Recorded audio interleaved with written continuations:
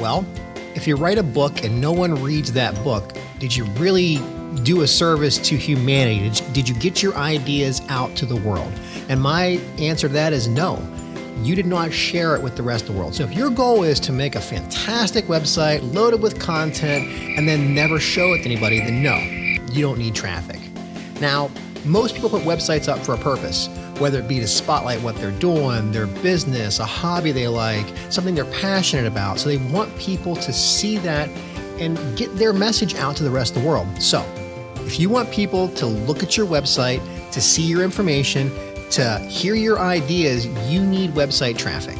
So what is website traffic? Well, we're not gonna run a bunch of people in a bus and run into your website. You know, people think of traffic, they think of congestion, they think of a highway, they think of someone going to work, being stuck in gridlock traffic.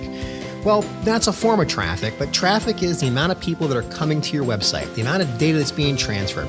Well, basically what happens is people come to your website. The traffic will come through. And when traffic comes to your website, search engines see that people are coming to your website, and that's important. If you get more traffic on your website, you'll get more viewers on your website, and you'll get more sales on your products. You'll get your information out to more people. You'll pass your word along. So website traffic is very, very important.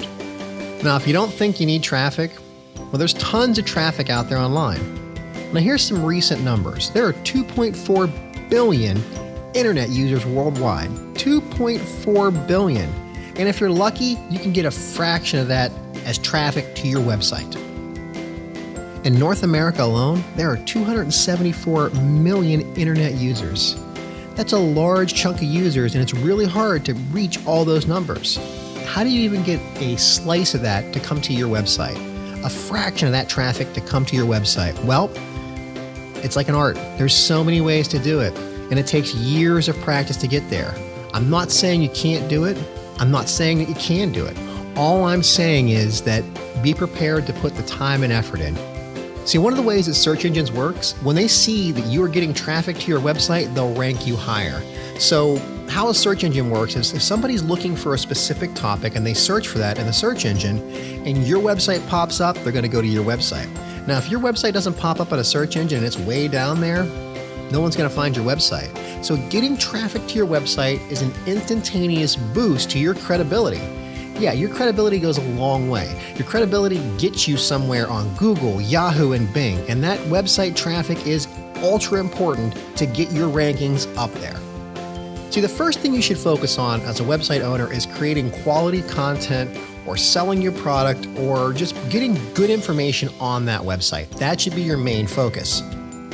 So, what do you know about drawing traffic to your website? You know that traffic is very important. Traffic is the lifeblood of the internet.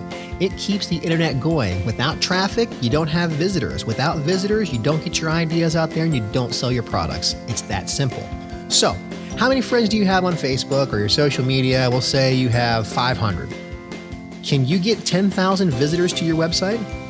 Sounds like it might be an easy task, but have you ever tried to sit down and get 10,000 people to visit your website? Well, there's a plethora of ways you can get there, and you can spend tons of hours and tons of money and tons of time doing this.